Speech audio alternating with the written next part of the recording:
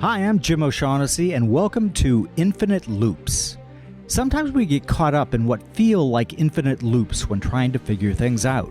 Markets go up and down, research is presented and then refuted, and we find ourselves right back where we started. The goal of this podcast is to learn how we can reset our thinking on issues that hopefully leaves us with a better understanding as to why we think the way we think and how we might be able to change that to avoid going in infinite loops of thought. We hope to offer our listeners a fresh perspective on a variety of issues and look at them through a multifaceted lens, including history, philosophy, art, science, linguistics, and yes, also through quantitative analysis. And through these discussions, help you not only become a better investor, but also become a more nuanced thinker. With each episode, we hope to bring you along with us as we learn together. Thanks for joining us. Now please enjoy this episode of Infinite Loops. Jim O'Shaughnessy is Chairman and Co-Chief Investment Officer of O'Shaughnessy Asset Management, where Jamie Catherwood is an associate. All opinions expressed by Jim, Jamie, and podcast guests are solely their own opinions and do not reflect the opinions of O'Shaughnessy Asset Management. This podcast is for informational purposes only and should not be relied upon as a basis for investment decisions. Clients of O'Shaughnessy Asset Management may maintain positions in the securities discussed in this podcast. Well, hello, everyone. It's Jim O'Shaughnessy with another edition of Infinite Loops, and I have been looking forward to this interview since we learned who it was going to be and the way we got it. As some of you might remember, we experimented with an NFT at Infinite Loops, and I had a friend who was very big in NFTs, and he said, to make them really valuable, you've got to let them unlock something. And so I thought, well, why don't we say that you can become a guest on Infinite Loops, or you can co-host or do whatever you want. Well, that's not really what happened. What happened was there was a bidding war, which we thought was pretty cool. And a gentleman named Dinesh Raju, who builds software, I love this, to help the underdog triumph. And he got in touch with me right away, and he goes, I don't want to be on your podcast. I want to pick somebody who I think is way under the radar, who should be way above the radar. And he picked my guest today, Dr. David Rhoiney. Welcome, David. Hey, thank you, Jim. I appreciate it. This is going to be great. So first off, man, like I look at your list of achievements and I am in awe. You went to Navy, you played basketball there, you became a surgeon, a robotic surgeon. You had a stint in the intelligence services. I know we can't talk too much about that. You've briefed President Bush and President Obama. You've briefed the Joint Chiefs of Staff. And then you decided, hey, I want to figure out this investing game. And you decided with Surge FI to write a blog. And I love, by the way, that you also do the videos, because a lot of people can relate to those better. But man, I could just keep going. You're a web designer. You are skilled in crisis management. I mean, first off, amazing. Congratulations. But I want to start at the beginning of your story, because you are such an inspirational man that, you hear people say, I could never do that. I can't do that. You essentially started from a place of being homeless, taking care of your brother, I believe. Your mom had died. I'm sorry to hear that.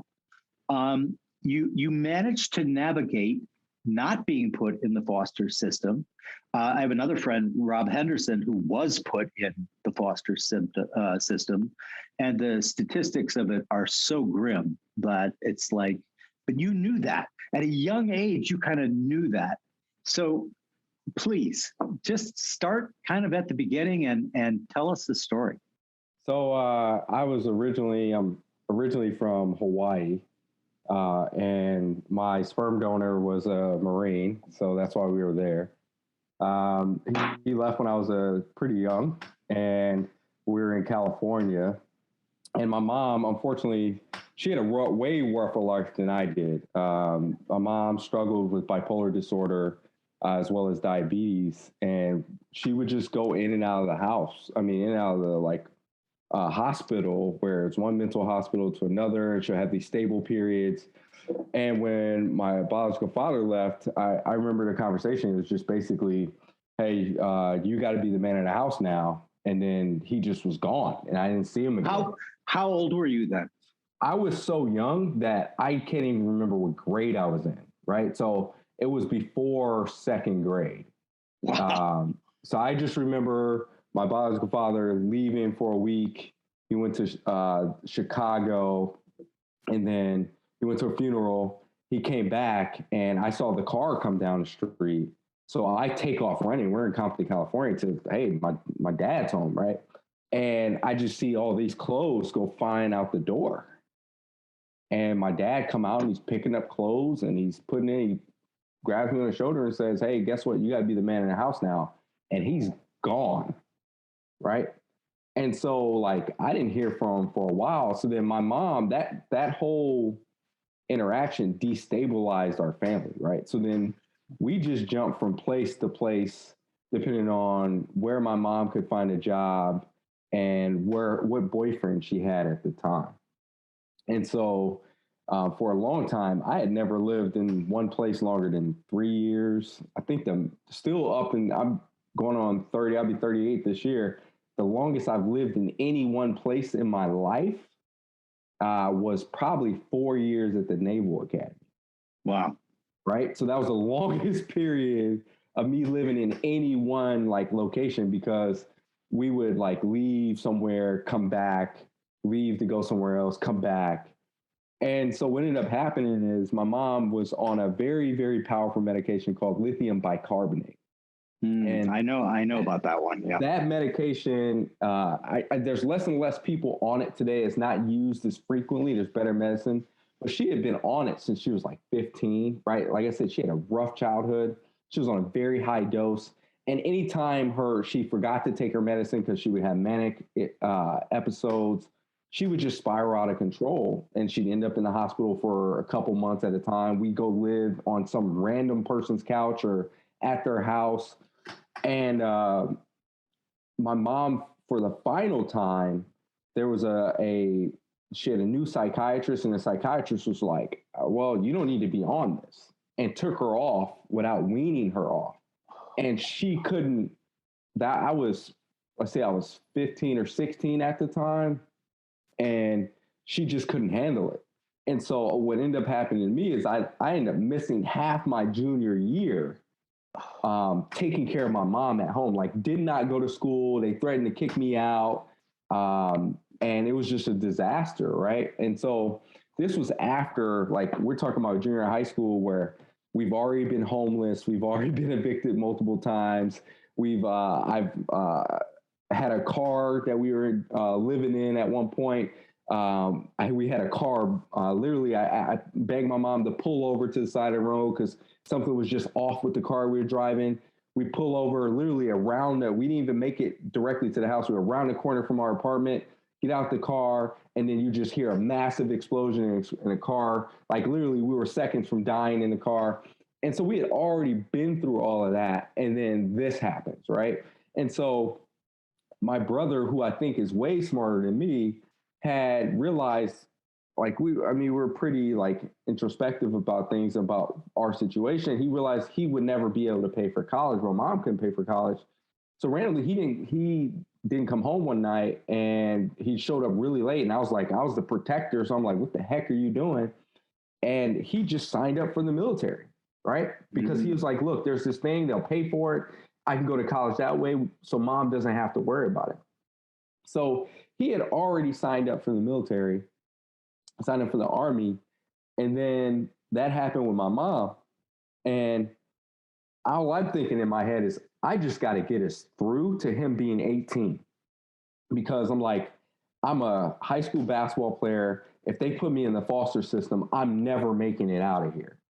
Right. And right. I hid the fact that I did just enough to like skirt us by, that I knew that if I could get to him being 18, then he could petition to take care of me theoretically.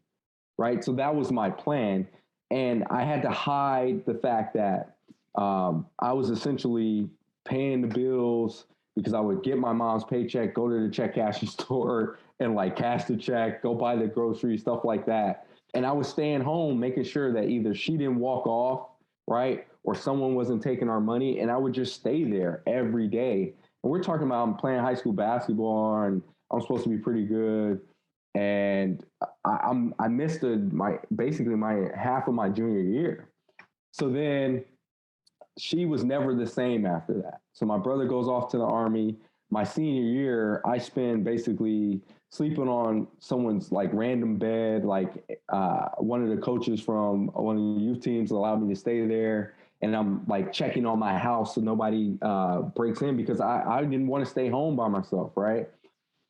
And my mom sort of is no longer my mom anymore, right? So like I'm still making sure to pay the bills, things like that.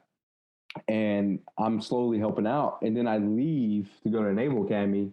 And I went to Naval Academy prep school, and everything destabilizes, right? My mom has another episode, doesn't pay the rent. We lose everything again. But like months before I even leave to go to the Naval Academy, I had a massive GI bleed where I almost died, right?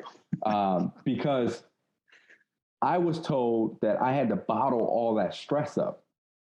And I couldn't tell anybody, right? And I physically couldn't tell anybody, because if I tell the wrong person, they're going to call Child Protective Services. It's going to make my mom look bad. I'm going to end up foster system. I'm like, I'm so close. I just got to get us through, right? And one day when I was 17, I know I'm jumping around a little bit, but it's important to tell the story this way. I was 17 and I was getting ready. It was April, right? April 2002, right? We're almost 20 years to the day of this, where I was getting ready to walk down the stairs. I just felt super warm. And I got this metallic taste in my mouth. Felt super warm. And I was going to walk to the bus. And then I was like, now let me go back upstairs. I remember I walked in the house and my mom was like, what are you doing back? And I looked at her. And then I looked at her again, and I walked to the toilet, and I filled the entire toilet bowl up with blood. And I was like, Mom. And she came in there. My mom was a CNA at one point, certified nursing assistant. She came in there. I was like, oh my God, we got to get you to the doctor. We didn't call 911 because we couldn't afford it, right? We tried to catch the bus, but we ended up walking a couple miles to the doctor, right? I'm bleeding, actively bleeding. So we go, it was Pacific Healthcare, the clinic right off of Long Beach Boulevard, right past Wardlow, right? I think it's a different healthcare organization now, but went there, and the guy, African-American family practice doc, who used to be an Air Force surgeon, who knew I was going to the Naval Academy, told him what happened. Apparently, like, I was like flush, and he was like, we got to get you to the hospital. You're having a GI bleed. And so we tried to wait for the ambulance. The ambulance isn't, and my mom was like, nah, we're going to walk. So we walk another mile back to get to the hospital. I show up in the ER. The doctor had called ahead, and they put me in the thing, and I'm like spewing stuff. They put an NG tube down into my nose to start to get the blood out of my stomach, and I pass out. The next thing you know, I wake up in the ICU, and I got a tube in my throat. So then a couple weeks go by, I lose a bunch of weight, and my coaches from Naval Academy hid all of it to get me into the Naval Academy, because they knew what I was going through at home and figured that we got to get him out of this situation. So they did whatever it took to get me into the Naval Academy prep school and to get me taken care of, like, under the DOD's thing. So I get to the Naval Academy prep school. I'm going through training, and I'm not hearing from my mom. Well, I finally hear at the end of the training, is like, I think it was like 4 to 6 weeks or something like that. I call my grandmother like, hey, what's going on with my mom? And then she tells me like, oh, I'm sorry to tell you, you guys lost everything. You have nothing to come back to. All the clothes are gone. Everything's gone. I have nowhere to stay. Nowhere. So I had to start over. So then I go through the Naval Academy Prep School, and every single day I'm like, man, I don't know if this is for me. Right? I'm like, what am I doing here? I'm not the person that goes here.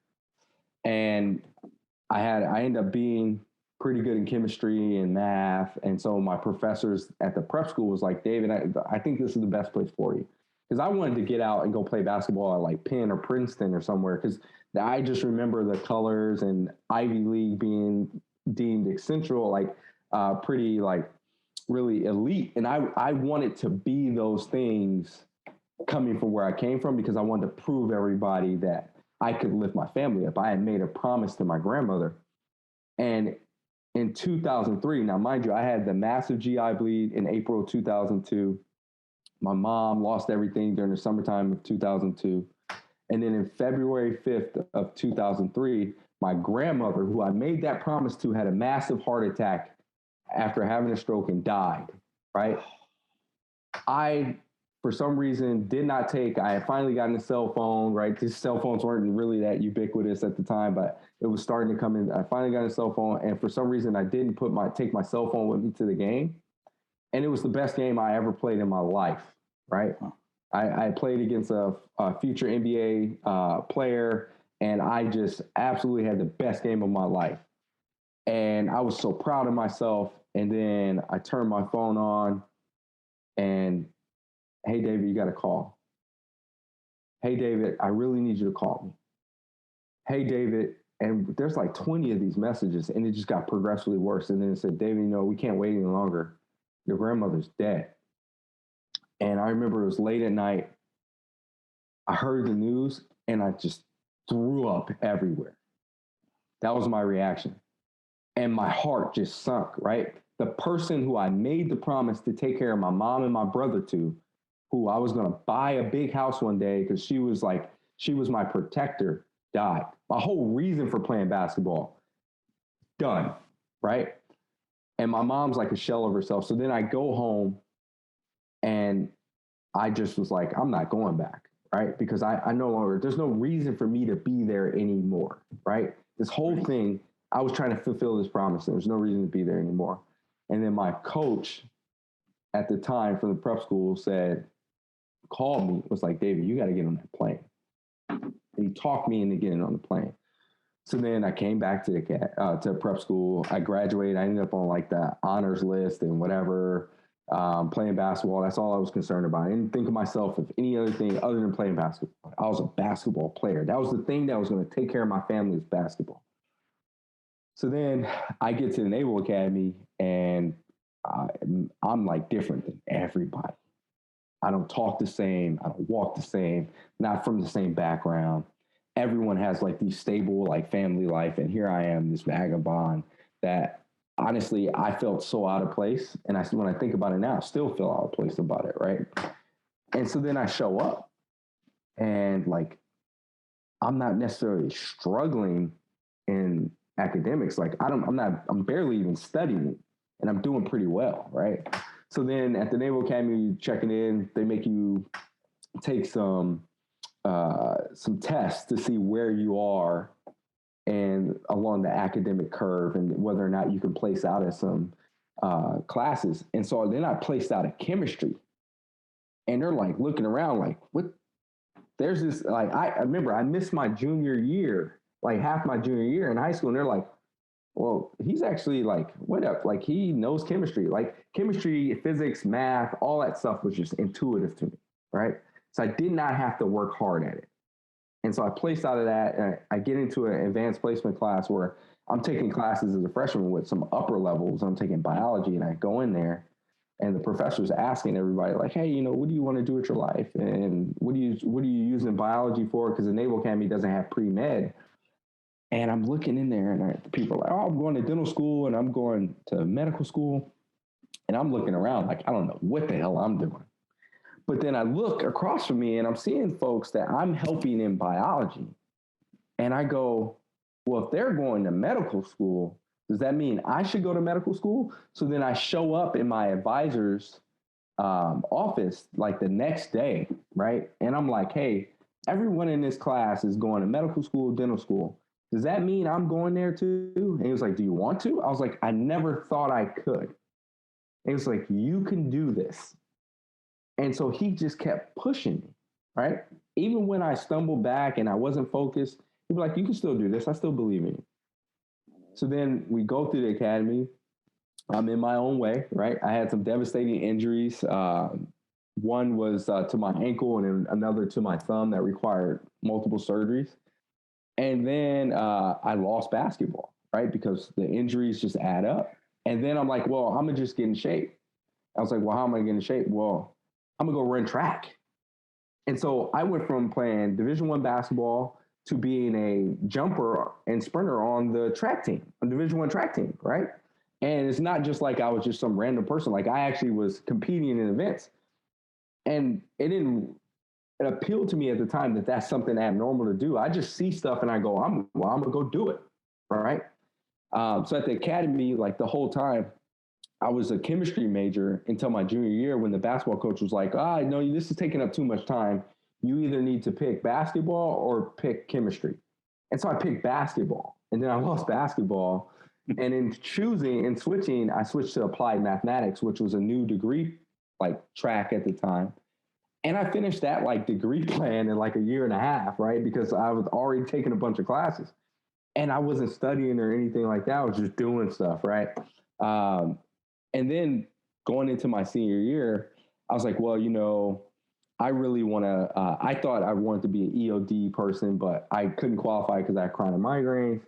So then I was like, well, I'll just go blow stuff up in the Marine Corps, right? Because that's going to be cool, right? I like blowing stuff up is awesome. So then I ended up I finished my Marine Corps like selection type stuff. And so I can get my evaluation so that they can give me a recommendation on whether or not I should be in the Marine Corps. And I showed back up in the Naval Academy during the summer heading into my senior year. And the commandant at the time called me in the office and he's just like, you're going to be a Marine, but not the type of Marine you think. And I was like, what are you talking about? He's like, you're going to be a submariner. And I was like, that's for smart people. He was like, well, David, you haven't realized yet that everyone I've talked to said you're smart. And I'm like, I don't know what you're talking about. And then he was like, oh, well, if you pass this interview, we're going to give you some money. And that immediately popped in my head. I was like, money, you say, right? Because again, my mom, I'm giving her money the entire time at the academy. And I'm like doling out money that I really don't even have because I wasn't making a lot of money to help take care of stuff. And so like, I'm like, whoa, you're talking about like tens of thousands. Like, oh yeah, like where do I sign up? And so I had never been on a submarine before, never even thought about going on submarines before. And so I just had to pass the interview. And I was like, well, what do I got to do it? And I finally studied. And then I went and did pretty well on the nuclear interview and I got into the program, right? And then a crazy thing happened when I got the money. It made me unhappy because I had that money, but my family was still struggling. Yeah. And so I gave a lot of it away. Right? So I gave my mom some money, I gave my brother some money, and then I donated the majority of the rest of it.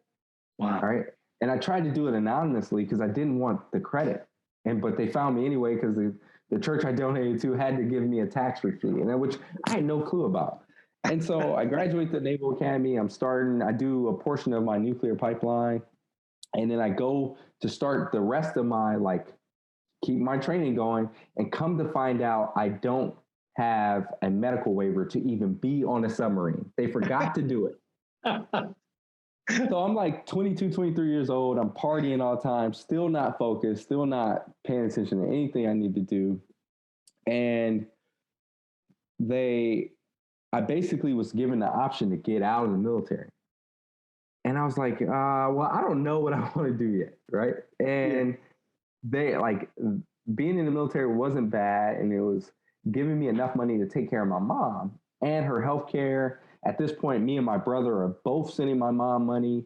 she's still struggling a little bit, but it's not as bad, right? Because she can't work, so we're augmenting.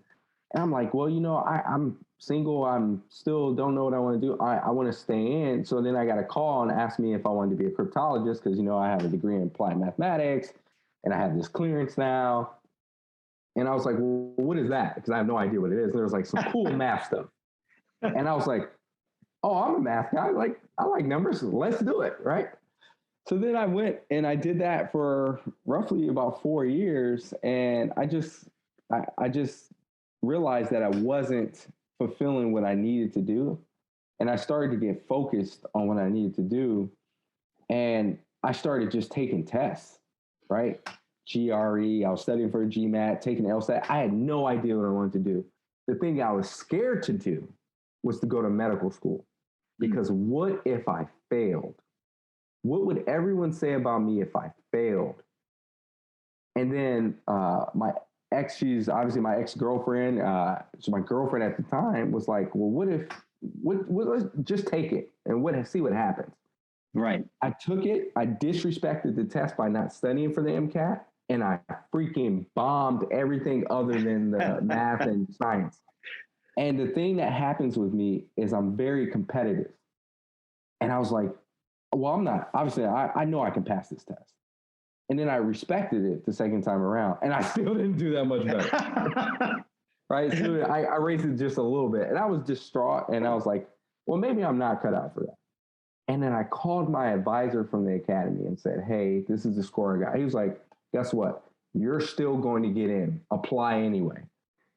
And I didn't have like the super high GPA from the academy. I didn't study. I had a 2.68, I think, right?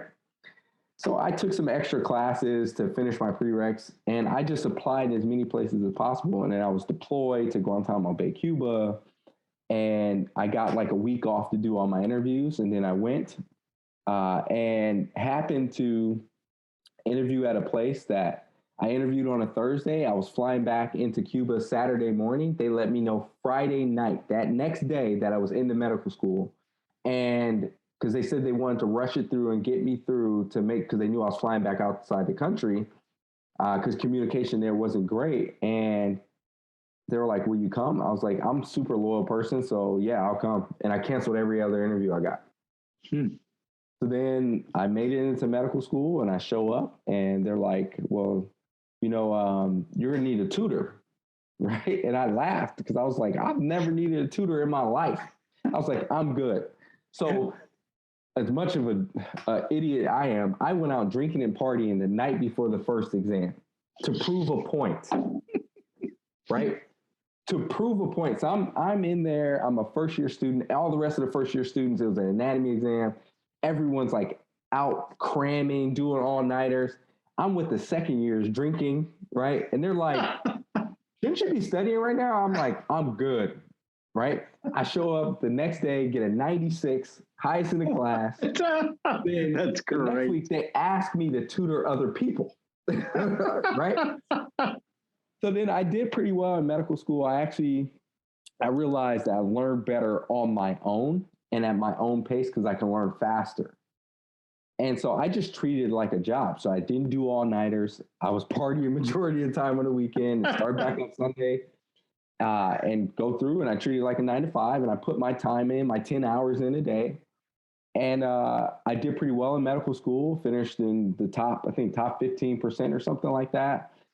Did very well on my board exams. And then I got selected to do train as a general surgeon. I originally was going to be a neurosurgeon, and thank God I'm not that because my lifestyle would be terrible.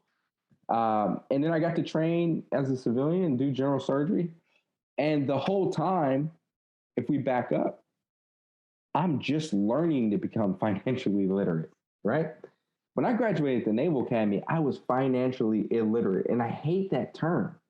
But it's true. I was messing up my money left and right at the Naval Academy. That coach that I mentioned earlier from prep school, well, he happened to be an advisor for Primerica at the time. Okay. My sponsor parents from the Naval Academy called him, was like, hey, we noticed that David has like 10 credit cards and he won't listen to us because he doesn't he sees us like as his parents. So he's not going to listen to us, but we know he listens to you. Right. He came down and read me the riot act. It was like, David, why are you messing up your money? You know you have to take care of other things and you can't do this. He was like, do you know what the rule of 72 was? And I hated not knowing it. So I went and looked it up. And then he taught me these things. And it's like, what's compound interest? And I'll tell him the formula. He was like, do you know what the power of compound interest is? And then I went and looked it up. He was like, this is what I'm going to do.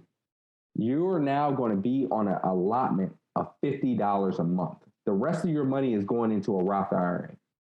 I was like, how am I supposed to eat and go on dates with $50 a month, right? It was like, give me all these credit cards. Took them, cut them up. And I just went from there, right? And then he was putting them, even when I got a bonus at the Naval Academy, he would take some of that money and put it into mutual funds. No idea what he was putting in, right? So then I graduated the Naval Academy. I'm looking at my statements and I'm like, man, you know, this is the most money I've ever seen in my life. Like, I got some money. And I thought I was doing great. And my coach stopped being an advisor for Primerica. And this is 2007, 2008, and a great financial crisis stuff is going on. And I'm looking around like, man, why is this dropping? I'm like, but guess what? I know I just got to put more money in it because it's going to go up, right? So I called Primerica. Well, it turns out I was in some closed-end mutual funds. And I was like, well, what's that? And the guy, well, he was getting annoyed with me asking these questions. And I was like, well, he was like, don't you have a financial advisor? I was like, yeah, but I don't think he works for Primerica anymore. I was like, can you assign me a new one? He's like, no, you don't have enough money. Again, I take that personally. So I was like, okay, what do financial advisors read? I was like, I just graduated Naval Academy. I know I can learn stuff. So I may not be the smartest, but I know I can learn whatever it is because you just tell me what book I need to read. And he was like, how about you just start with your prospectus? So I read the prospectus. Took me a long time to get through it, but there's so much jargon in there. I was having to like go on, I think at the time it was like Ask Jeeves, right? And like the early days of Google. And I was trying to find all like, what does this mean? What does this mean? And it pissed me off. So then I just kept learning and learning and learning and learning. And you fast forward to the pandemic, right? I'm a new attending and I'm not operating as much because the world basically shut down. And all my elective cases is basically gone to zero. And I'm looking around, I'm watching people, like people I know start GoFundMes and do all this other stuff. And I'm like, man, I got to find a way to help, right? And I'm not a person who's like, well, I'll just give you money. That doesn't work for anybody because their brain doesn't form the connection that's needed in order to prevent the problem in the future, right? So I was like, well, how do I help? How do I help? And I was calling my brother. I was like, man, I'm really frustrated. I really want to help people. I really just want to help, feel like I'm being helpful right now. And he was like, do you realize how much knowledge you've accumulated in your head just from finance? I was like, what are you talking about? He was like, dude, you're the reason I invest. You're the reason I do this. And you tell me stuff all the time, and I don't even think you realize it. Yeah. And I was like, man, people don't want to hear it from me. He was like, I don't know if that's true. He was like, how about this? Find a place and just put it all in one place. And so I was like, okay, cool. I guess I can just get a website domain and put some blog articles up. I'm a terrible writer. I hate writing. Can't stand it. I'm an absolute terrible writer. And I told him, I was like, hey, man, I'm a terrible writer. He was like, it doesn't matter. Just do it like you're talking to people and see what the response is. And I didn't want my brother to show me up, right? And to call me out. He's my older brother. Even though I'm bigger, he's still my older brother. So I go do it, right? And I purposely don't focus on the design of the website because I will get bogged down in the details of trying to make sure that the interactions, and I was like, you know what? I'm not going to focus on that. The whole purpose of this is just to write and put whatever's in my head on paper, right? And so that's why Surgify is a terrible name. And I was like trying to come up with names. I was just like, what am I? I'm a surgeon and like finance. So like Surgify. There you go. Okay. Is that domain great? There you go. And then I was like, I already knew like a little bit. I know a little bit of enough of a lot of things to be dangerous in a lot of things, but I'm no one expert other than surgery, maybe cybersecurity, in those areas, right? So I know a little bit of a design. I can write code. I can do web development. So I was like, I just did it all myself and then launched this website. And I was just like, oh my God, I don't even want to tell people it exists. So I was like, would tiptoe out there, send it a little bit, and then people would give me positive feedback. So it would like reinforce the loop, right? So then I was like, okay, let me put another article out there. Okay, let me do it again. And then I was on Twitter talking to Tyler Olson, because originally before I was like brainstorming doing the blog, I was like, man, well, I had looked up like financial advisors, how to start a financial advising firm. And I was just like, wow, I was like, I don't need the money. I'll just get certified. And I was like, because I know I can pass the test, and I'll just I'll just start a firm and not charge clients. Right. And then I started reading. I came across a Michael Kitcey's article because of Tyler Olson, and he sent me the article and I read it. It was about starting a RA, but then I read through it and I'm like, man, this is freaking complicated. Like, why is there all these different? And I was like, well, what if I just fix that? Right. I was like, I can design a solution that fixes that. And then I pitched the idea to Tyler to see what he thought of it. And he was like, you should really talk to this guy, Jason Wink. And so then he sets up a call, Jason Wink and I'm sitting here talking to Jason Wink about my idea, right? Because I'm getting a little sidetracked. And Jason's like, yeah, that's what we're building at Altruist. And I'm like, huh? I was like, well, I don't need to do that anymore. I was like, I'm sorry for pitching your own idea then, man. And me and Jason have been friends ever since. And we used to talk every couple of weeks. His schedule got a little busy. So we talk at least 1 to 2 times per month that we carve out at least an hour just to talk. And so I just was like, okay, I'll just focus on the blog. And like the whole thing with the blog was like, I don't need to make money from it. So I don't really care. Like if you read it, you read it. If you don't, you don't. And then on Twitter, I had no idea, like, because I wasn't a real big, heavy social media person on Twitter. And Twitter I enjoy because I can just talk to people, right? Yeah. And so I go on there. And at first I was just sharing articles, but I realized that people weren't interacting with it because there was no face associated with it. So then Jason Wink was like, hey man, because I was like, hey, can you give me some feedback on the blog? And he gave me honest feedback. He was like, man, you need to show your face. Like your face and your story is what's going to actually get people to listen to you. And he was like, he kept saying, I don't think you realize how powerful your story is. And so he would be like, you need to talk. And then at the same time, I happened to get connected with Ty. And he was like, I'm going to connect you with Tyrone Ross. So then me and Tyrone talk, and Tyrone's like, hey, you got to share the story, man. You got to share it. You got to tell people how you got here. Got to tell them. Because there's a lot of stuff that you went through that most people aren't going to go through, but they might be able to identify with it, and they can understand if you can fight through. And so then through Tyrone, I meet Jamie Hopkins, and then Jamie Hopkins is like, dude, you got to share more video.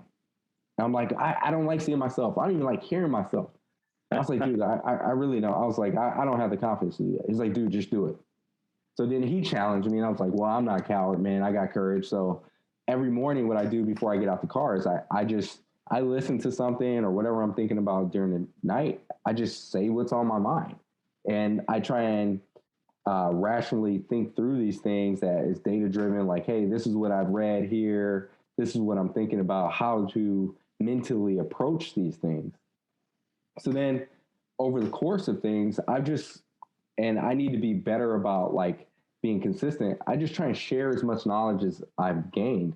And I spend a lot of time reading financial articles, the academic stuff, the really heavy academic stuff, because I realized that all these news articles and blog articles, they were missing something. There was a little key component missing. And I'm like, nah, something's off here, right? The math doesn't make sense. And then I just started reaching out and asking people questions. Anybody I found on Twitter, I was asking questions.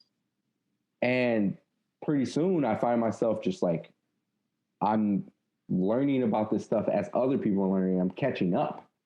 And so now, like, I have no idea what I'm ultimately going to do in finance. I just want to make sure that everyone gets access to quality financial information, because the way the world works is it's not even it's a majority percentage of people are not going to have access to a financial advisor because they don't make enough, because the economics of financial planning and financial advising does not lend to taking care of the person who's got a a net worth of zero or negative or making $35,000 a year.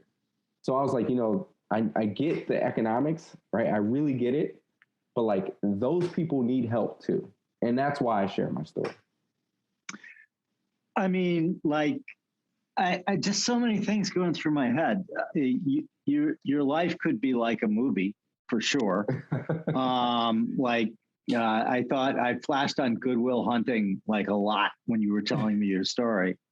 And so one of the things that I want to ask you about is like, it seems to me that obviously you're very bright. You can pick stuff up really quickly. But one of the things that you do and that I've seen on Twitter and I've seen in your videos is people are so afraid to ask questions. And what I find so refreshing about you is you don't give a fuck. You're just like, I don't know what this is. Explain it to me. And people hate to do that, right? Because they appear like they don't know. I got to tell you, most people don't know.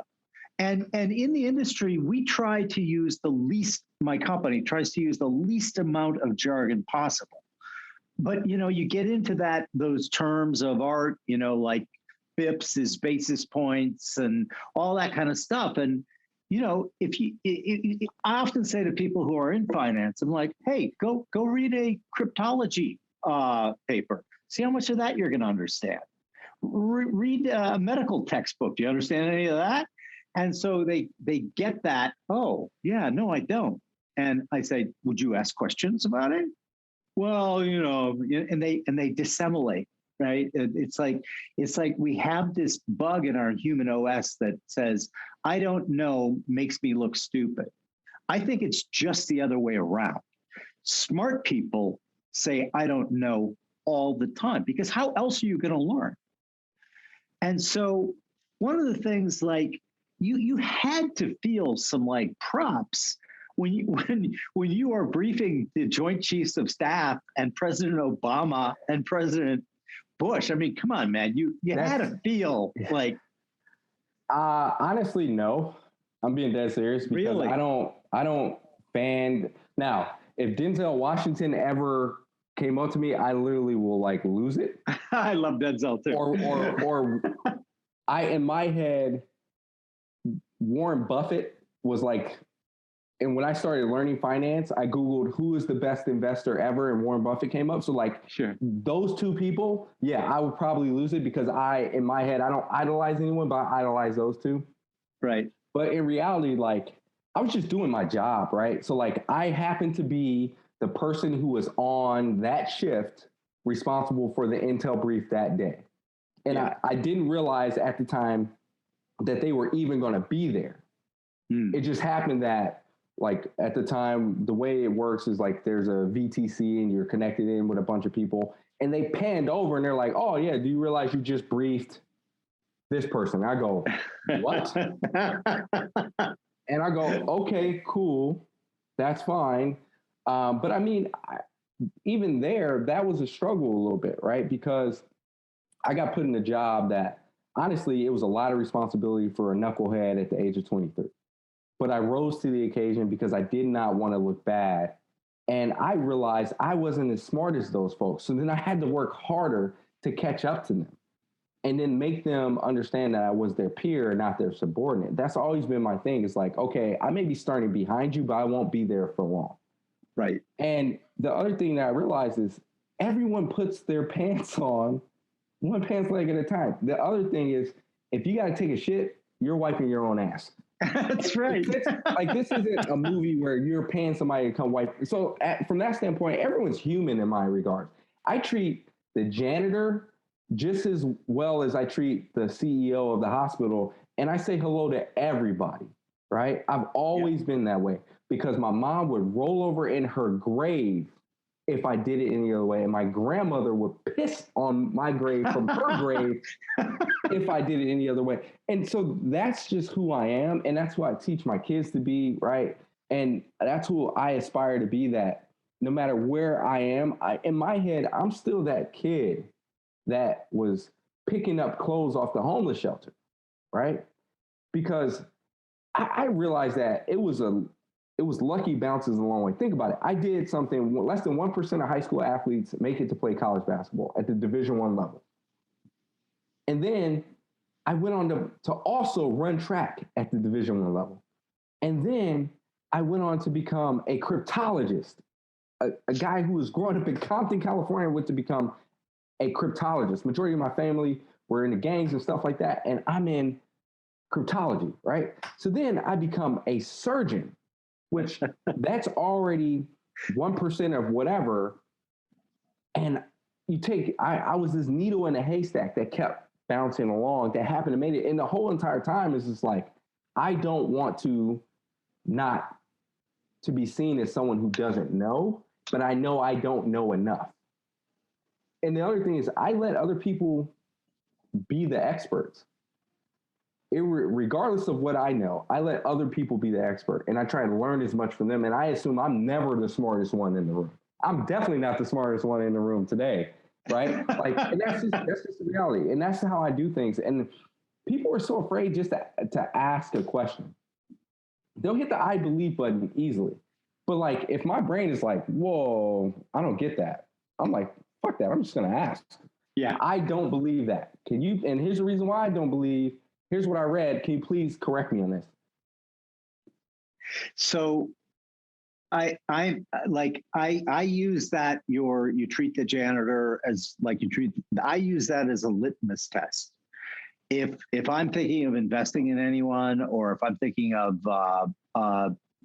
hiring somebody, I'll take them out to lunch or had to do it by Zoom, but where you can't see it. But like anyone who treats like the wait staff horribly, I will never hire, ever. Because that is like the biggest stick out of a person who's just not a quality person, frankly. Because we're all people, right? And like everyone deserves your respect. And how hard is it, right? Like my mother beat those manners into me, like, and I never thought that I would see a day where having manners was like this great advantage in a career. And yet, like, I have taken a lot of people out who have treated like the wait staff horribly. And just that, the worst profile for me is kiss up, kick down. Oh, yeah. Because, that person is that's a cancer, I think. And the thing that I love about you, and I want to ask you a little bit more about, is like you've had this extraordinary life, and you are building. I don't know whether you're familiar with Scott Adams, who talks about talent stacks, and what he means by that is that the best way to succeed is to be good, not the best, but good at a number of things. And so, like, when I applied that to you, man, your talent stack is ridiculous.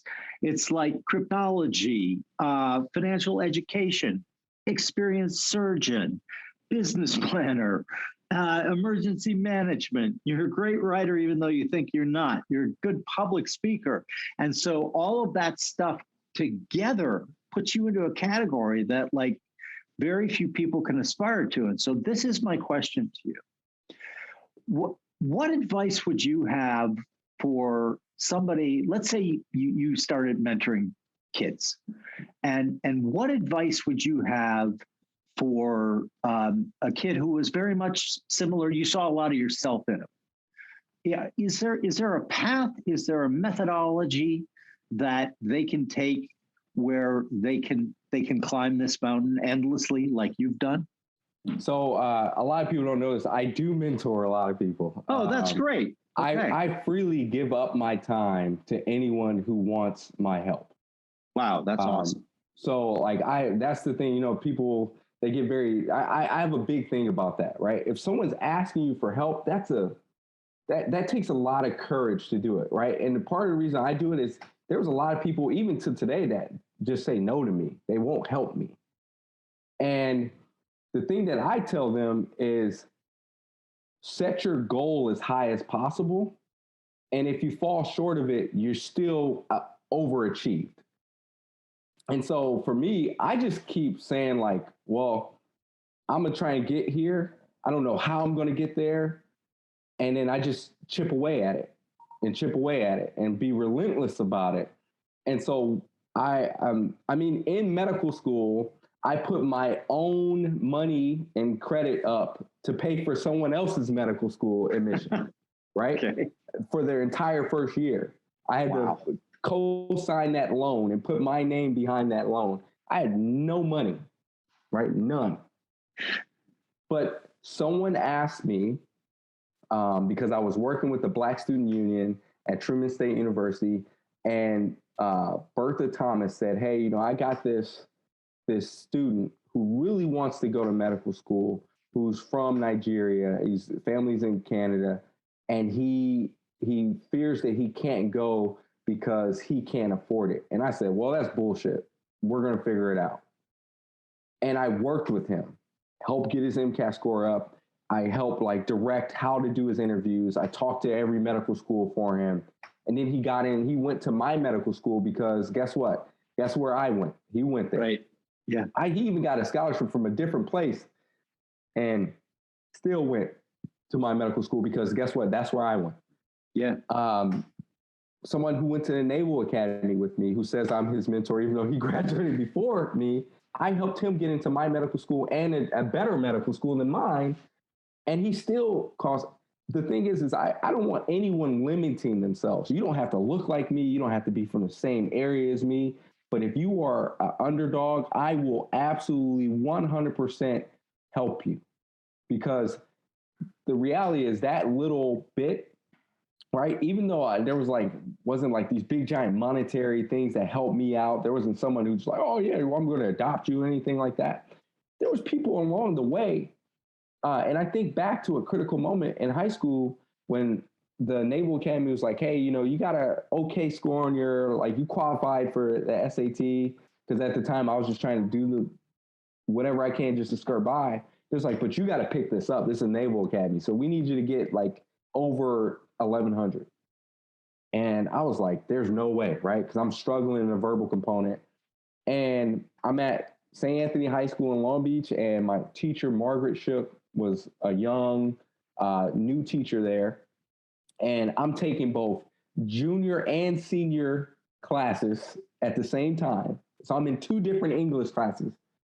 And one day, my mom was having problems. She was in the hospital. I had put her in the hospital again. And my teacher was just and I just got the information about the Naval Academy and having to take the SAT over. And my teacher asked me, are you okay? And I broke down crying because no one had asked me if I was doing okay. And I broke down crying and I was like, I don't know how to do this. I don't think I'm going to be able to pass. And she was like, why? She was like, because I was like, I don't know how to do the verbal component. I don't think I can get this up.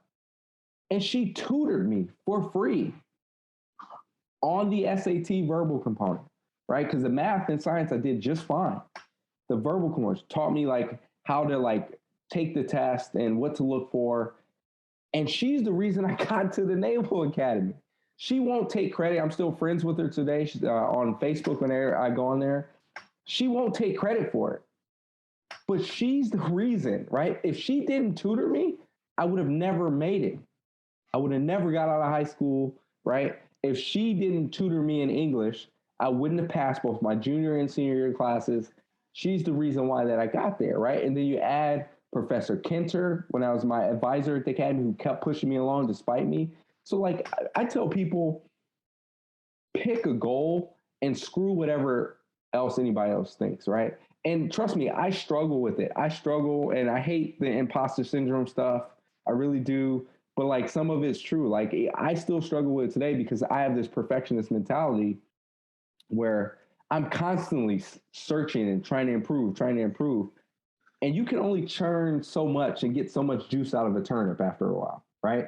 And so I tell people we're going to figure it out. I may not know today how to get there, but it doesn't mean that we're not going to get there. And I just help them along the line. I've helped people get into law school.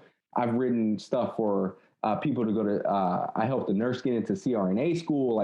I've helped people get into engineering schools. I've counseled people on what certifications to take if they want to go into cybersecurity. I helped my brother go from being a dietitian tech to now he's a network administrator for General Dynamics, right? Wow.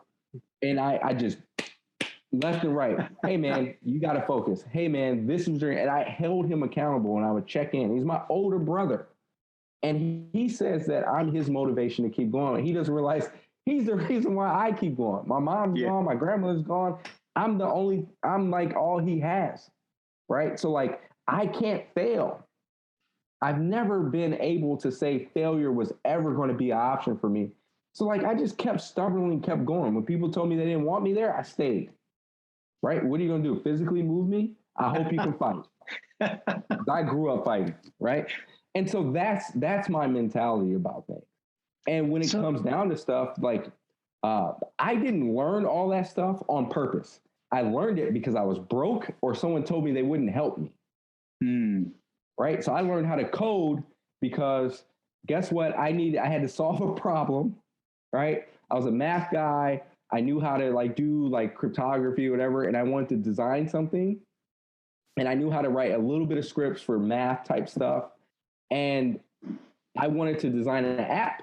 And then I didn't have any money to design an app because I was spending it because my kid was about to be born. So I was like, okay, well, I guess I'm going to learn how to like really code today. So then I taught myself web development, Python, JavaScript, and how to go from the design process all the way to the finished product, and how ideation process, keeping up with design trends, learning all these different tools, whether it's WordPress, PHP, Django, Bootstrap, like all this stuff to continue going, or if learning a new JavaScript language. And it was all in an effort to try and get to the next step. Though I just feel like there was just like, this is just the key components to completing this checkbox.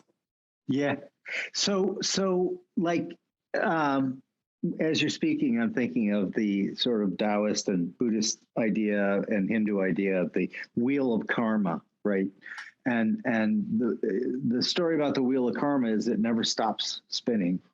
But if you put good deeds like you're doing with all the people you're helping out into the world, it might not come back to you from those people, but it comes back to you because it ultimately defines who you are as a person. And it sounds to me like you're an excellent person. And that kind of stuff is like just so cool to me. But then I wonder and worry about like, so you're extraordinary. Let's just put it out on the table. You're very smart. You're very driven. You are not afraid to ask questions. You'll call bullshit on people. Okay, so that alone puts you in, I don't know, the upper half of 1% on people's personalities profiles. How do you see motivating, like with your blog, how do you see getting people who don't have that kind of drive, that don't have that kind of grit, getting the financial education? Because I know that's your crusade. You want to make sure that everybody, no matter who they are, has a financial education. What do you think? My mom was brilliant, absolutely brilliant, right? And I pointed this out the other day. She was born in 1961, right? The Civil Rights Act was signed in 1964, right? Right. If my mom was born today or born when I was born, she'd probably be a doctor, right? Because medicines were better and she would have been able to be controlled, her bipolar, but she didn't get the opportunity. But my mom was brilliant, absolutely brilliant. And the thing that I learned from her was you have to know how people learn and what motivates them. So when I go to teach someone something, I try and figure out what makes them tick, right? So if I'm talking to one of my patients and I'm trying to teach them what I'm going to do, I use an analogy for people who, if they fit the profile of being very handy, like, hey, if you put a hole in your wall at home, how are you going to fix it? And I ask them to tell me how they're going to fix it. And I go, I do the same thing, man. And this is how I do it. And I connect the dots. that connection and that ability to sort of draw them in is how I teach people how to learn about these things, right? So on the blog, I share all the stuff that I've done wrong, right? I screwed my credit up big time with credit cards. Am I scared of credit cards now? No. They're just a freaking tool, right? Same thing with budgets, right? The budget is good when you have no idea what to do with your money and you're trying to make ends meet and you don't have enough wiggle room. So you got to make sure it's a delicate dance. So I didn't tell people like, you don't have to use these freaking tools all the damn time. They're just like, they're like the training wheels. But I try and level with people and I try and teach people. I don't care. Everyone says they may not be motivated. I think that's 100% bullshit, right? Because the person who may not be motivated about work might be very motivated about finding women, or on the other hand, finding men. Right. Or they might be like, hey, and we all know this person, they might be not motivated to do anything, but if you put a computer in front of them or a video game, they beat the crap out of you. And what people haven't realized is they're learning and they're motivated by different things. When you play a video game, think about the amount of cell signaling and neural signals that must take place in order for you to rapidly make decisions. Playing a video game is a bunch of quick decision making, right? So why aren't you teaching them in a manner and relating to them in a manner that fits their skill set? Right? There's a reason why people are very good at video games and a reason why they're not, right? I, as a kid, didn't get a chance to really play video games because my brother was so effing good that we only had one controller and he couldn't lose, right? And he had enormous focus. So me being a former cybersecurity guy and cryptologist, I was like, oh, dude, you're perfect for this. Like, you're absolutely perfect. And it took me knocking him over the head. Hey, man, just keep going. He's frustrated. You're going to pass. Keep going. Keep going. And then he gets around his first networking job, which he didn't know I'm the one who applied for him for the job, right? And I told him what salary to put. And he was like, nah, I couldn't get that. I was like, no, you're going to get it. Trust me. I used to advise on these things. And then now he's like, I fucking love networking. I was like, I fucking told you, right? Because the way you think about things, right? He loves to play RPGs, right? Like role-playing games, like Final Fantasy is this. That whole thing is one giant neural network and decision maker. Yep. I was like, that's all networking is, man. Like literally all it is. You have to figure out how to route things to get it to the appropriate area in an optimized way. That's it. And that's the whole thing about playing these video games. And he finally picked up on it. Yeah. And what I love about your approach, you just said it, everybody's motivated about something. And if you take the time, like you do, to figure out what that something is, and then are willing to change the way you're going to be helping that person or teaching that person, that's going to be the right fit. And the schools like the Synthesis School, I've had people on the podcast who are really revolutionizing education for kids because they're completely doing it like you're suggesting, like quick decision making, and they're often wrong. But the kids can't get enough of this. They love it. And so, I was fascinated because, when was the last time you talked to a 10-year-old who's really happy to go to school? I mean, honestly, the old system, I don't think works as well as these new ones coming down. So I love the fact that that's the way you do that. But so you're just one guy, right? How does that scale? Do you think could this be a financial center, a learning center where you would kind of handpick people who kind of operate and think like you, so that maybe it scales a little bit more? Are you happy doing just the newsletter? I'm not happy just doing the newsletter. I didn't think so. So the thing, I treat that blog as like a journal, right? So I'm just going to put everything I learned about finance here. If you read it, you read it. If you don't, you don't. I don't ever plan to monetize it, which is the reason why I moved to stop focusing on development, web development. I spend too much time trying to debug and all that stuff. And I moved it over to Substack because of that, right? I don't even want to think about it. I'll just put my thoughts there.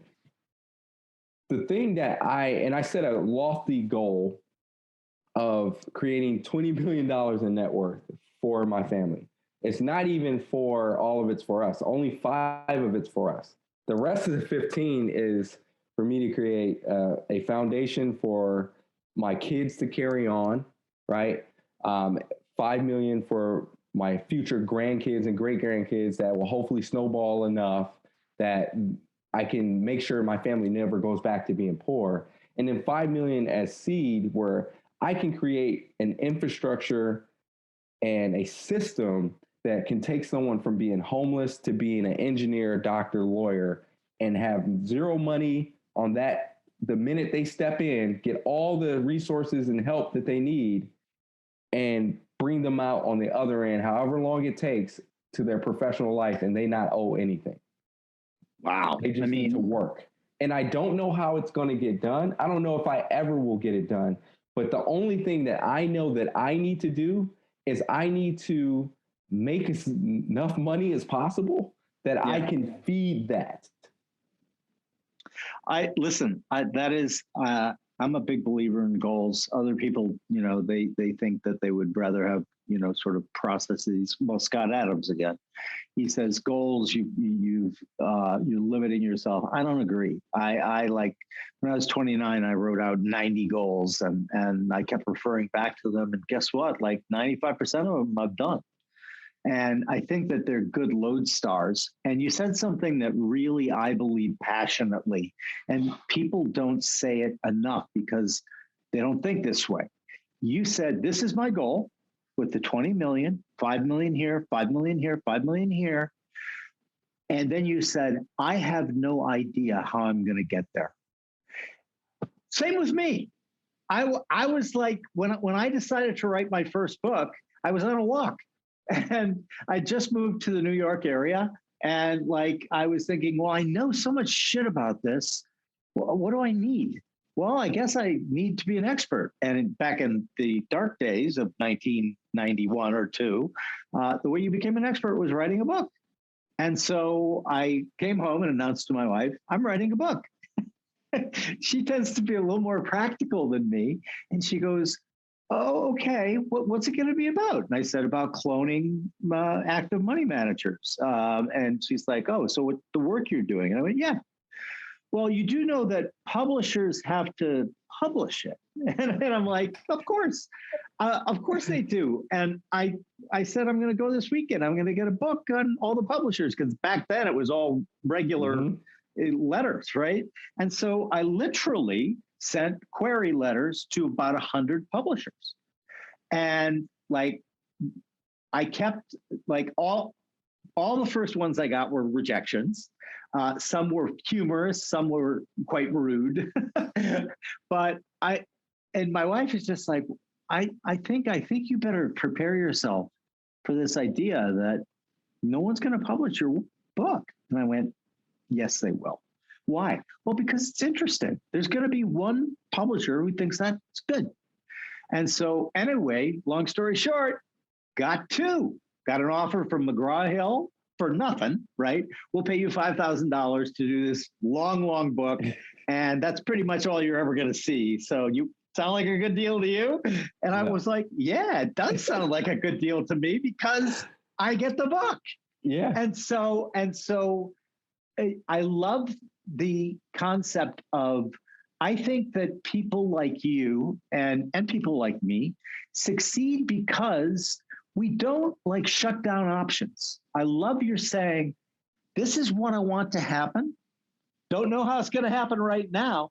That right there alone is like a gift because I've worked with a lot of people who like literally, if there is not a step-by-step plan by how they're going to get to the place. And by the way, I'm not knocking that. Some people work better that way. But by leaving the goal where it is, your attention ultimately falls, and you can say it's a mystic way, or you can say it's the reticular activating system, right? You can talk to anybody.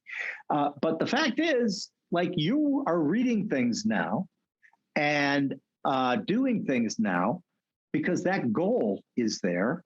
And so suddenly something you wouldn't have read gets read. Something, some guy you might not have talked to, you talk to him. And I have found that, like, that's how my career went, by just being like ambitious, yes, but also like being totally open to how it might happen. And I wonder if that is something, and it sounds like you think it is, that is something that you can teach another person who doesn't think like that. What do you think? I don't ascribe to the belief that people can't learn anything. So yes, I've done some stuff that technically is in the 1% of things, right? But the reality is like, I still view myself as just like a normal guy who just works his ass off, right? So like, right. No, I'm being dead serious. It's like, yeah, I know you are. I wake up at 5 a.m. Like, what's to stop you from waking up at 5 a.m., right? I go work out on a Peloton. Now, you don't have to work out on a Peloton. You could go run.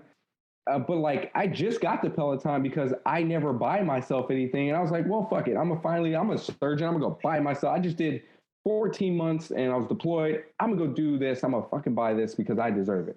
And then afterwards, I was like, well, shit, did I really need it? But I love working out on it, right? The reality is people like and I get very, very uptight about this. Do not put limits on what I can accomplish. The minute you put limits on what I can accomplish, and that was a big source of confusion and frustration for me, right? Mm-hmm. And I was lucky enough that I had a business coach that sort of helped me through that. Coach Sarah from Carson, who's excellent. And she was like, why the hell do you keep trying to fit in when you were designed to fit out? And I was like, what do you mean? She was like, well, you clearly aren't just a surgeon. So why do you keep trying to fit into every other person's definition of being a surgeon? I was like, well, I don't know.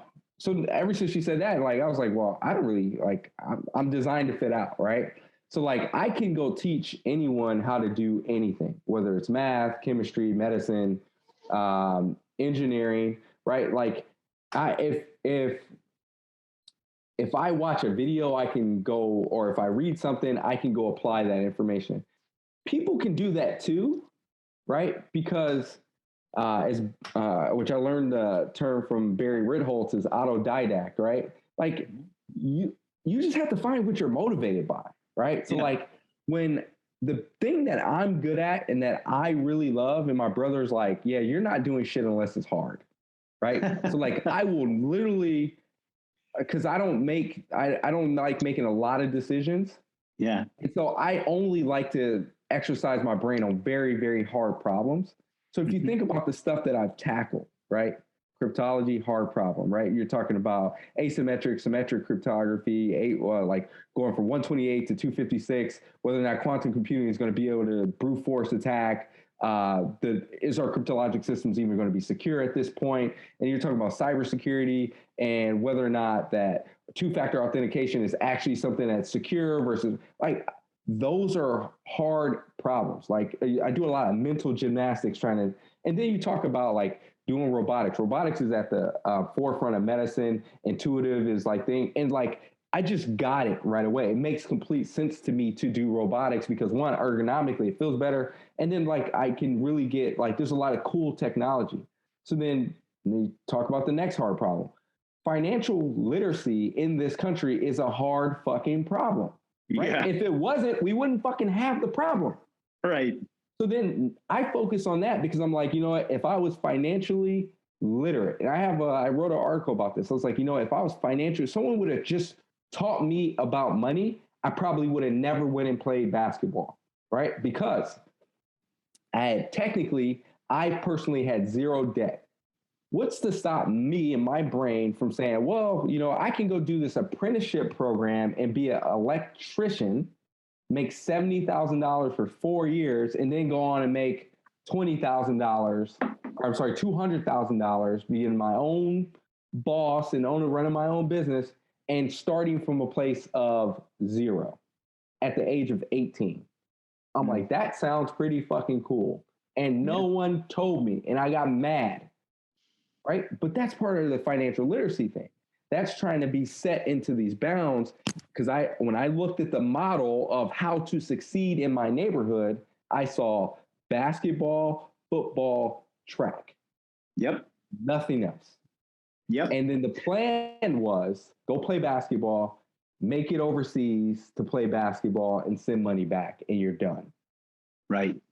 So how do you see, like, I love on Twitter, you're very happy to get in people's face about things, and I was reading an exchange from you about, which I don't believe at all. Apparently somebody had tweeted that people choose poverty.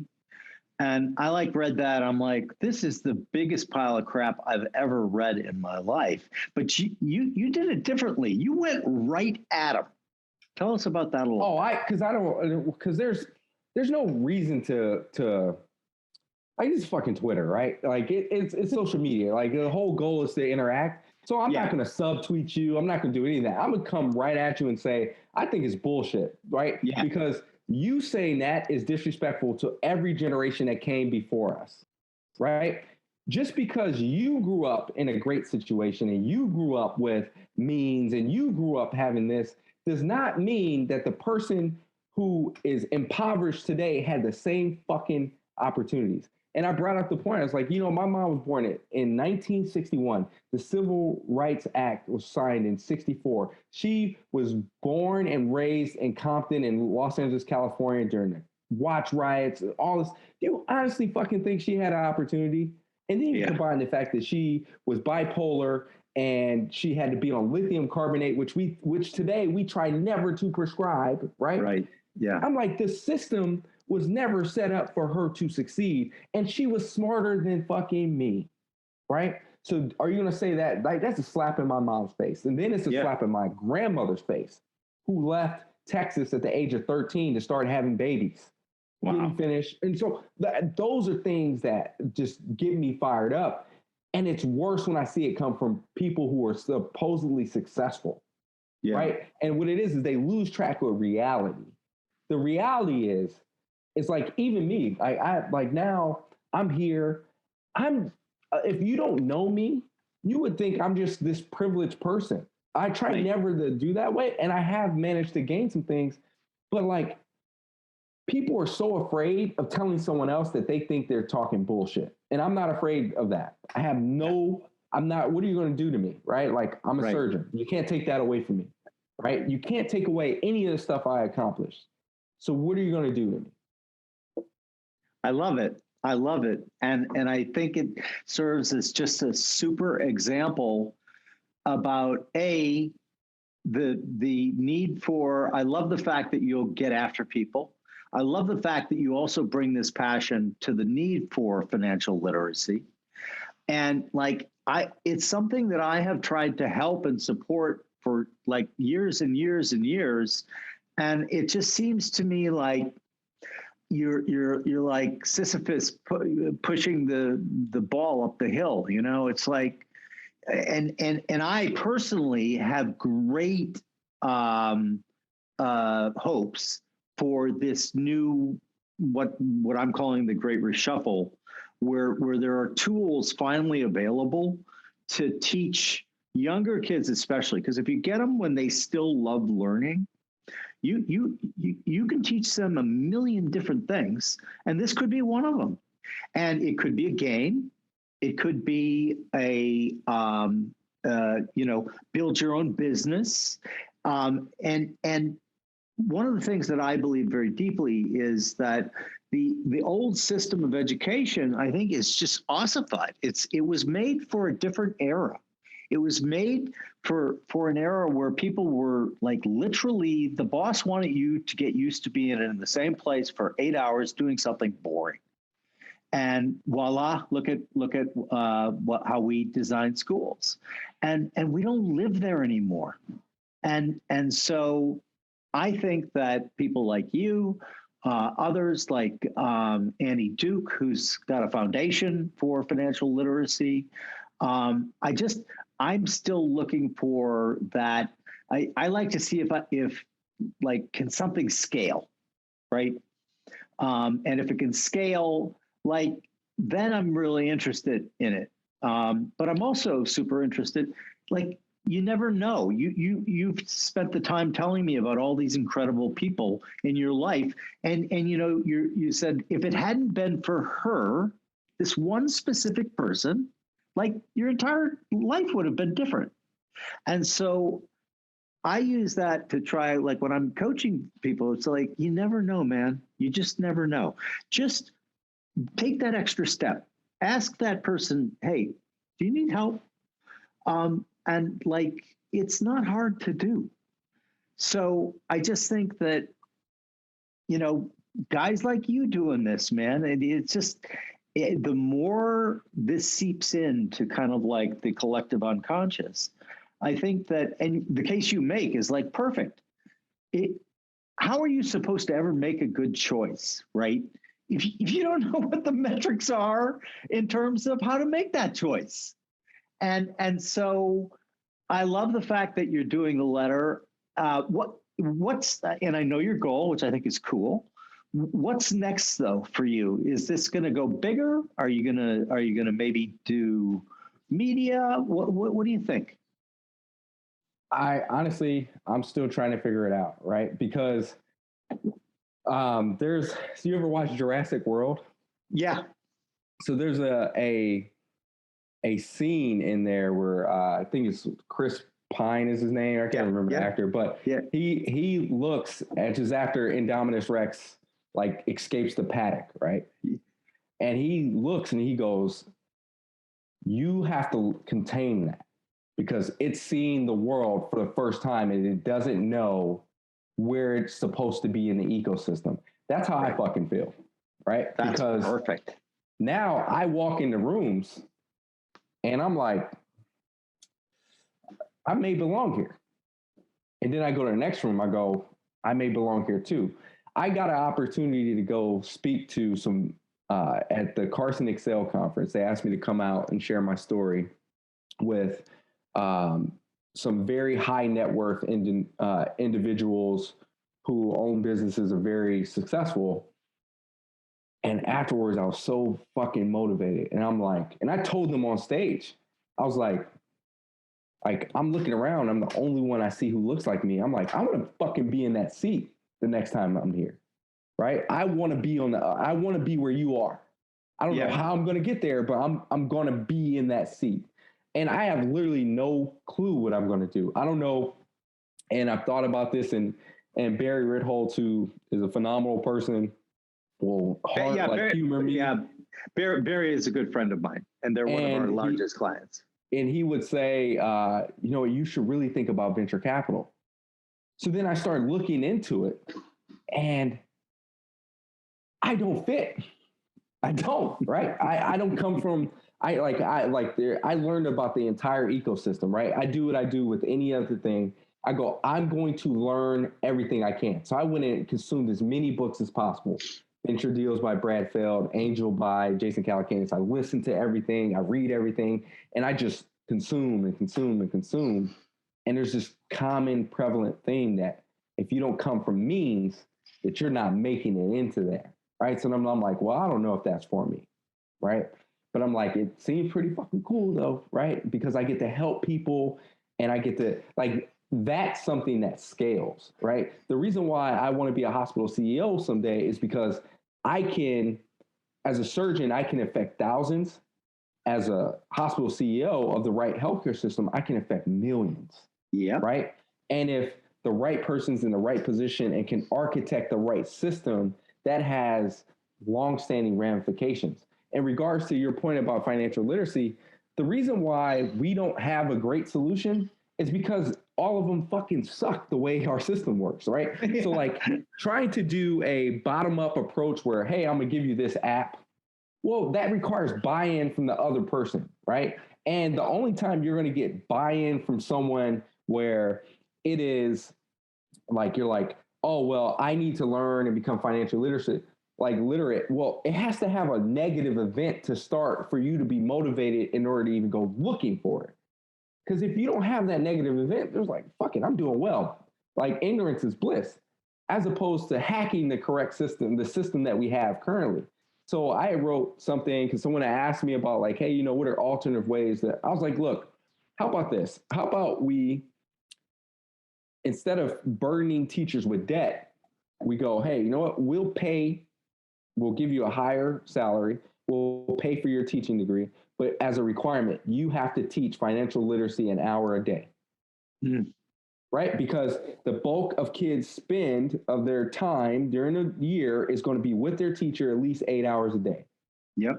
That hacks the current system, right? If you can't redesign the system, then you have to hack the current system. So who has the biggest contact time, right? Because when kids go home with parents and it's after work, after school, they want to go play, they got to get dinner, baths, and they go to sleep and then do it all over again.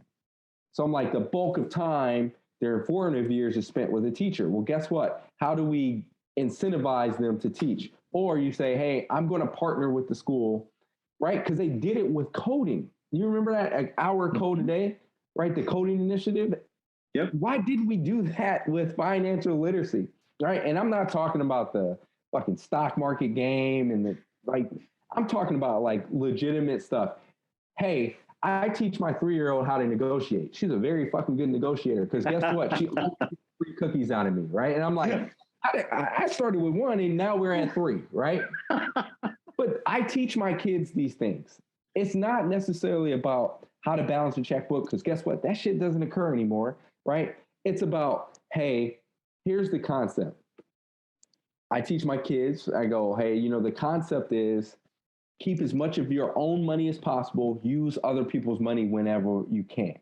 So what do my kids do? They translate that into, you can add, I can even bring my daughter in here and she'll tell you, yeah, if I get Christmas money, it goes in my bank account. Well, who buys your toys? Everyone else. That's a very shrewd move. Right?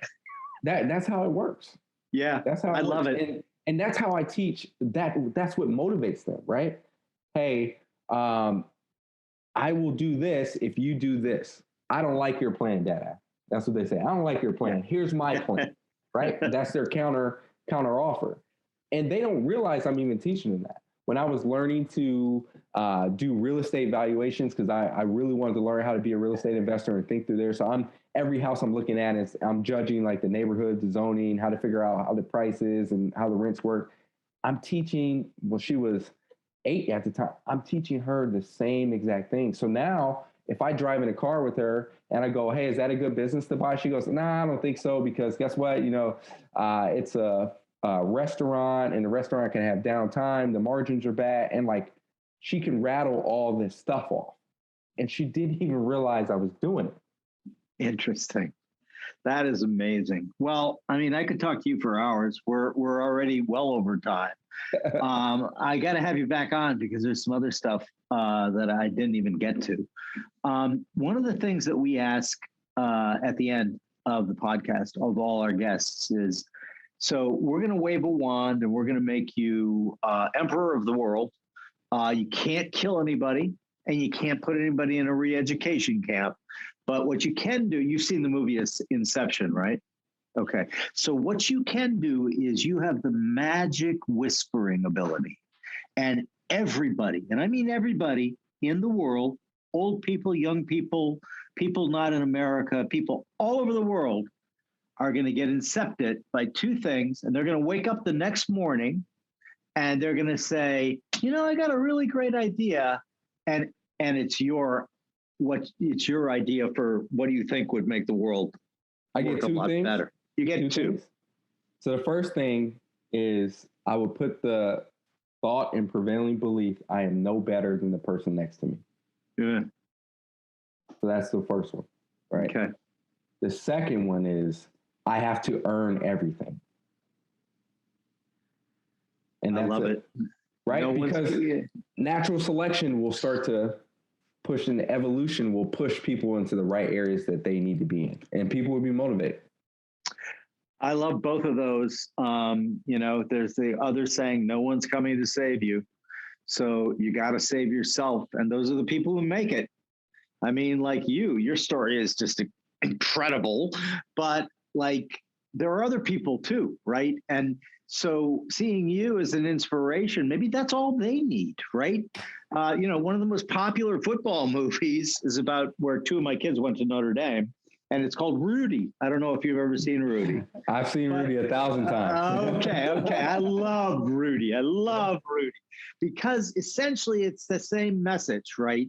It's like this kid who's 5 foot nothing, weighs a buck nothing, and his determination got him where it got him. And like, it just is so, people can be inspired, and that's what you're doing. And so I applaud your effort. The final thing that I will add here is like this whole NFT thing was just like this virtuous circle, right? So you got picked as my guest. I started looking into you and I'm like, holy shit, how have I not paid more attention to this guy? But I looked into their software company. They're doing great things.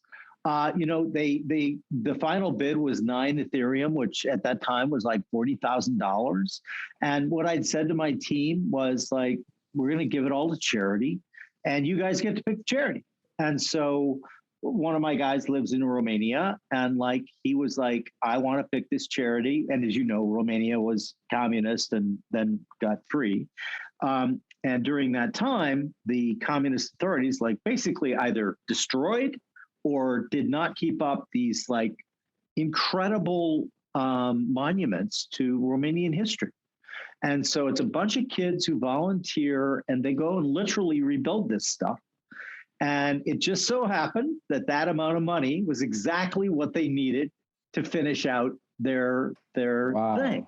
Yeah. So, I mean, it's like so cool to me to see this. And when Dinesh got in touch with me about you, I was just like, oh man, this is going to be so much fun.